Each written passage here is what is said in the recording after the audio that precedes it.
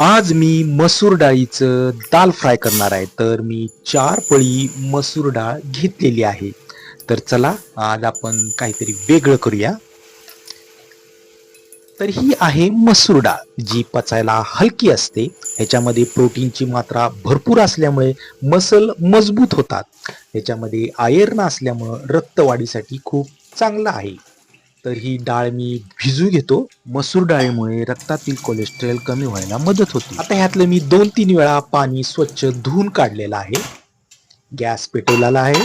त्याच्यावर frying pan ठेवलाय आणि त्याच्यात तेल 3 पळी घेतलेलं आहे.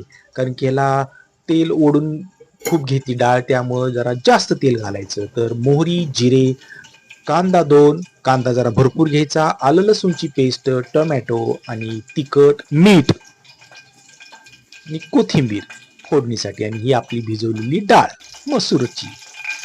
तर चला तेल तापलेलं आहे. ह्याच्यामध्ये मोहरी आणि जिरे घालतो. मोहरी आणि जिरे तडतडायला लागली. आता मी कांदा घालायला लागलोय आणि कांदा नंतरनं आलं लसूणची पेस्ट घातलेली आहे. आता ह्याच्यावर मी गुलाबी रंगावर परतणार आहे. तर ही सॉफ्ट अशी परतलेली आहे. आता ह्याच्यामध्ये मी टोमॅटो घालतो आणि जरा विरगळेपर्यंत परततो. तर मसूर डाळमध्ये फायबर असल्यामुळं आपलं वजन नियंत्रित राहतं. तर ह्याच्यामध्ये मी हळद घातली आहे, हिंग घातली, त्यानंतर 1 चमचा तिखट घातलाय, जरा थोडं पण आणि थोडं वाढवले आणि मीठ घातलेलं आहे आणि हे परतत आहे. त्याच्यामध्ये मी डाळ घालून परत परततो तेलामध्ये चांगलं 10-15 मिनिटं परतून झाकण ठेवून जरा शिजू देतो. तर मसूर डाळीमध्ये मॅग्नेशियम आणि कॅल्शियमचं प्रमाण भरपूर असल्यामुळे हाडं मजबूत होतात आणि आपली रोगप्रतिकारक क्षमता वाढते. तर चला आता आपण ह्याच्यात थोडंसं पाणी घालूया. मला जास्त आज रस्सा करायचा नाही आहे, कारण की ही डाळ जेवढी कच्ची राहील तेवढी चांगली लागते. त्यामुळे जास्त शिजवायची नाही. ह्याच्यामध्ये मी कोथिंबीर पिरलेली आहे आणि हे बघा अर्धी कच्ची अशी, जास्त शिजवलेली नाही. तेवढंच जरा लक्ष ठेवून शिजवायला लागते.